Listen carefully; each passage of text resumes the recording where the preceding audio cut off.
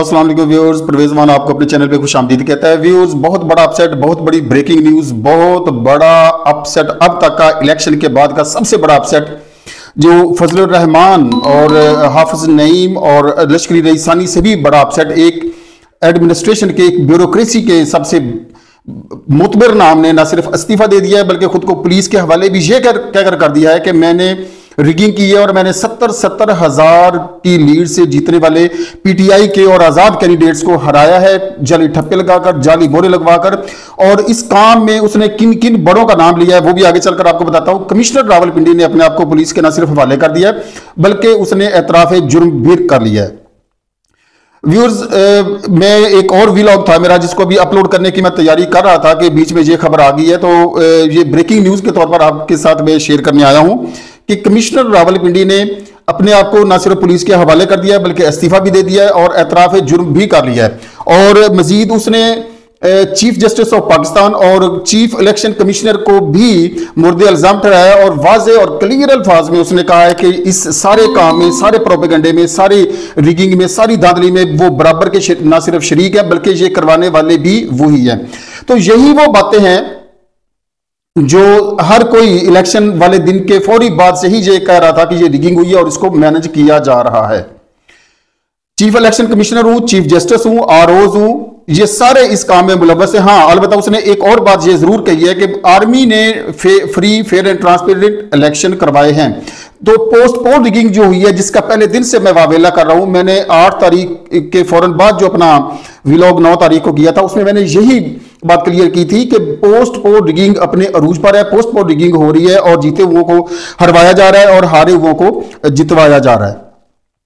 अब यहां पर मैं सलीम साफी और हामिद मीर साहब से स्पेशली आज मैं ये क्वेश्चन करूंगा और ये वही मैं अपना 8 तारीख वाला और 9 तारीख वाला व्लॉग जिसमें मैंने ये बात कही थी, ये पॉइंट रेज किया था कि वो लाइव ट्रांसमिशन में बार बार इस इलेक्शन को ट्रांसपेरेंट, फ्री एंड फेयर साबित करने की कोशिश कर रहे थे और एक दूसरे के साथ एक दूसरे से बात करते हुए बार बार वो कह रहे थे कि हामिद मीर सलीम साफी साहब से कहता और सलीम साफी साहब हामिद मीर साहब से कहते कि क्या अब भी जब भी कोई रिजल्ट आता और पीटीआई का कोई कैंडिडेट जीत जाता, कोई भी आजाद कैंडिडेट जीत जाता, तो वो एक दूसरे से कहते क्या अब भी इनकी ट्रांसपेरेंसी में कोई शक है।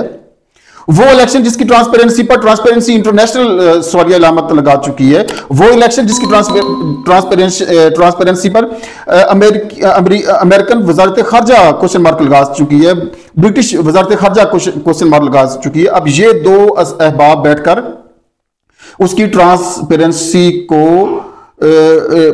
इलेक्शन की ट्रांसपेरेंसी को साबित करने की कोशिश कर रहे थे।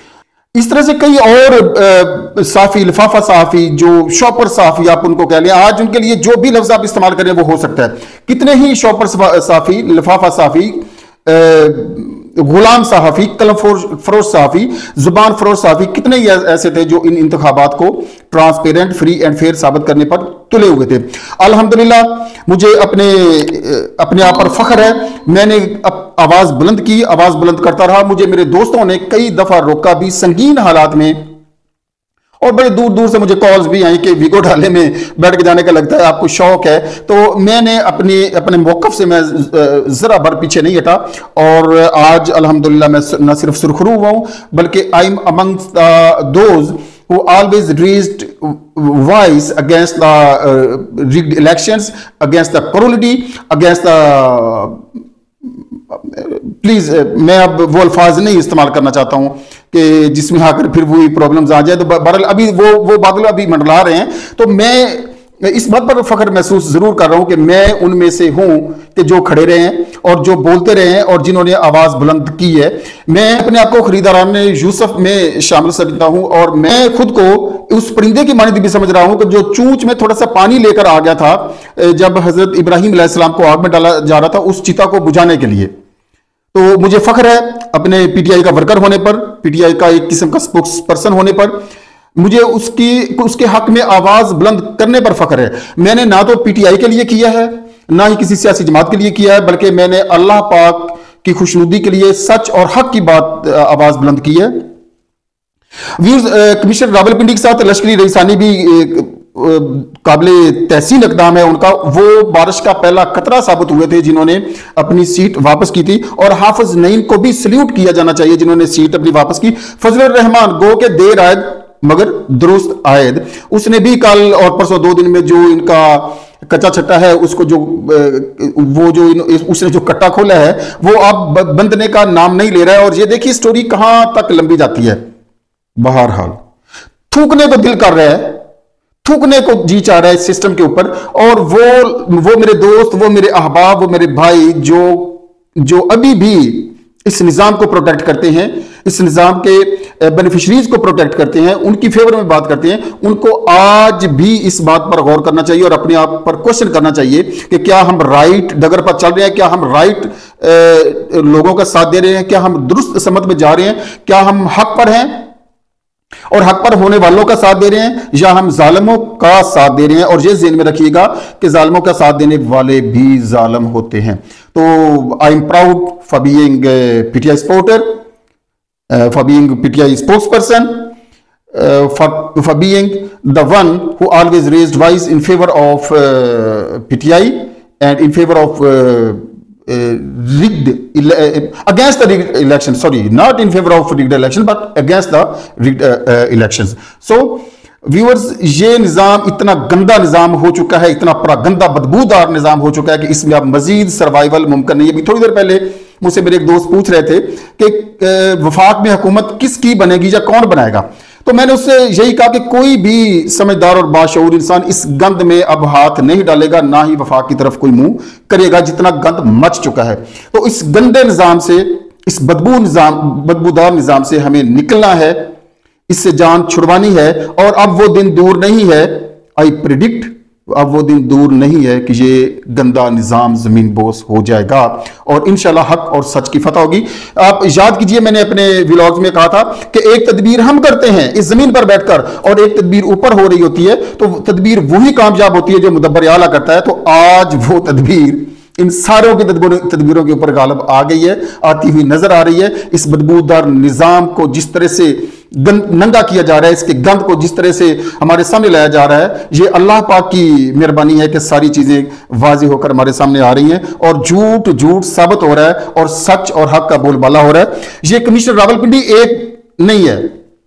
जब इस्तीफा दिया था जस्टिस जनाब एजाजुल एहसन साहब ने, तो उस वक्त भी मैंने कहा था कि आप उसके कर्ब, उसकी अजियत और उसकी इंटरनल फीलिंग्स को समझने की कोशिश कीजिए कि किस अजियत में उसने इस्तीफा दिया होगा। तो यही वो अजियत है जो आज कमिश्नर रावलपिंडी की जुबान से निकली है कि मुझे रातों को नींद नहीं आती थी, मेरे बाप दादा ने इस पाकिस्तान की सरजमीन के लिए अंग्रेजों के साथ लड़ाइयां की हैं। तो गैरतमंद है और गैरतमंद बाप का बेटा है ये कमिश्नर, इसको सल्यूट किया जाना चाहिए और ये हीरो बन गया पूरे पाकिस्तान का। पूरी पाकिस्तान की अवाम इसको सलाम करती रहेगी। ये कैद में नहीं जा रहा है, अगर इसको अरेस्ट कर दिया गया तो ये कैद में नहीं जा रहा है, ये यकीन जानिए हक और सच की झोली में जा रहा है और अल्लाह इसका भी हामी नासर होगा उसी तरह से जिस तरह से इमरान खान का हामी नासर है। और आप अब देख लीजिए, अपनी आंखों से देख लीजिए जालिम किस तरह से नंगे हो रहे हैं, झूठे किस तरह से नंगे हो रहे हैं, किस तरह से सामने आ रहे हैं। इनको खुदा की कसम, इनको मुंह छुपाने को जगह नहीं मिलेगी। मैंने अपने व्लॉग में कहा, मौलवी मुश्ताक का हवाला दिया था कि शहद की मक्खियां उस मैयत के ऊपर चिमट गई थी, उसकी डेड बॉडी के ऊपर चिमट गई थी, जनाजा तक नहीं होने दिया गया था वो शहद की मक्खियां। अब बीलों से अगर वो हाथियों को मरवा सकता है ना, तो शहद की मक्खियों से वो मरे हुए चीफ जस्टिस से भी बदला ले सकता है।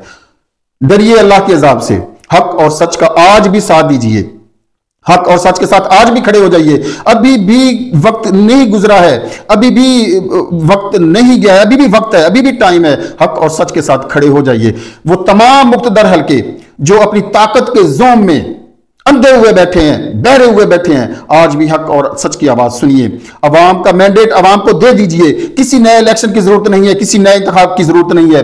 2/3 मेजॉरिटी मिल चुकी है पीटीआई को और उसको पीटीआई का मैंडेट उसको वापस मिलना चाहिए।